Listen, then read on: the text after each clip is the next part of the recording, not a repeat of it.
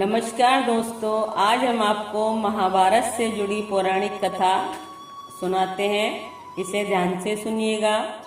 महाभारत का भयंकर युद्ध चल रहा था। लड़ते लड़ते अर्जुन रण क्षेत्र से दूर चले गए थे। अर्जुन की अनुपस्थिति में पांडवों को पराजित करने के लिए द्रोणाचार्य ने चक्रव्यूह की रचना की। अर्जुन पुत्र अभिमन्यु चक्रव्यूह भेदने के लिए उसमें घुस गया।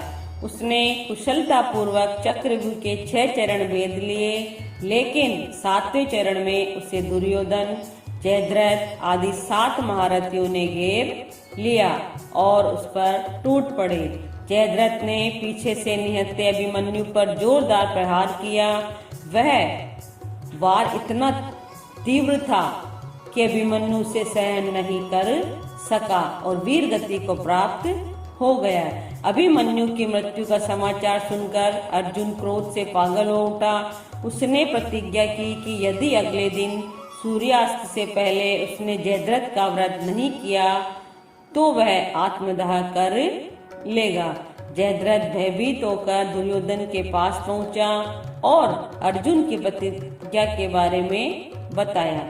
दुर्योधन उसका भय दूर करते हुए बोला, चिंता मत करो मित्र, मैं और सारी कौरव सेना तुम्हारी रक्षा करेंगे। अर्जुन कल तुम तक नहीं पहुंच पाएगा, उसे आत्मदाह करना पड़ेगा। अगले दिन युद्ध शुरू हुआ। अर्जुन की आंखें जयद्रथ को ढूंढ रही थी, किंतु वह कहीं नहीं मिला। दिन बीतने लगा। धीरे धीरे अर्जुन की निराशा बढ़ती गई। यह देख श्री कृष्ण बोले, पार्थ, समय बीत रहा है और कौरव सेना ने जयद्रथ को रक्षा कवच में घेर रखा है। अतः तुम शीघ्रता से कौरव सेना का संहार करते हुए अपने लक्ष्य की ओर बढ़ो।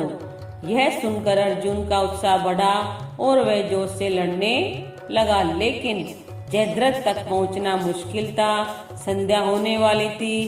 तब श्री कृष्ण ने अपनी माया फैला दी। इसके फलस्वरूप सूर्य बादलों में छिप गया और संध्या का भ्रम उत्पन्न हो गया। संध्या हो गई है और अब अर्जुन को प्रतिज्ञावत आत्मदाह करना होगा। यह सोचकर जयद्रथ और दुर्योधन खुशी से उछल पड़े। अर्जुन को आत्मदाह करते देखने के लिए जयद्रथ कौरव सेना के आगे आकर अट्टहास करने लगा। जयद्रथ को देखकर श्री कृष्ण बोले, पार्थ, तुम्हारा शत्रु तुम्हारे सामने खड़ा है। उठाओ अपना गांडीव और वध कर दो। यह देखो, अभी सूर्यास्त नहीं हुआ है। यह कहकर उन्होंने अपनी माया समेट ली। देखते ही देखते सूर्य बादलों से निकल आया। सबकी दृष्टि आसमान की ओर उठ गई। सूर्य अभी भी चमक रहा था। यह देख जयद्रथ और दुर्योधन के पैरों तले जमीन खिसक गई। जयद्रथ भागने को हुआ, लेकिन तब तक अर्जुन ने अपना गांडीव उठा लिया था। तभी श्री कृष्ण ने चेतावनी देते हुए बोले कि हे अर्जुन, जयद्रथ के पिता ने इसे वरदान दिया था कि जो इसका मस्तक जमीन पर गिराएगा उसका मस्तक भी 100 टुकड़ों में विभक्त हो जाएगा। इसलिए यदि इसका सिर जमीन पर गिरा तो तुम्हारे सिर के भी 100 टुकड़े हो जाएंगे। पार्थ, उत्तर दिशा में यहाँ से 100 योजन की दूरी पर जयद्रथ का पिता तप कर रहा है।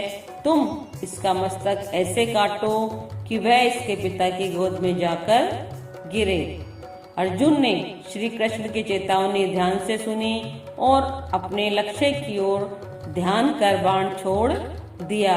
उस बाण ने जयद्रथ का सिर धड़ से अलग कर दिया और उसे लेकर सीधा जयद्रथ के पिता की गोद में जाकर गिरा। जयद्रथ का पिता चौंक कर उठा तो उसकी गोद में से सिर जमीन पर गिर गया। सिर के जमीन पर गिरते ही उसके सिर के 100 टुकड़े हो गए। इस प्रकार अर्जुन की प्रतिज्ञा पूरी हुई। आपको ये कहानी कैसी लगी? इसे लाइक कीजिए, सब्सक्राइब कीजिए और बने रहिए चैनल के साथ। जय जय श्री राधे।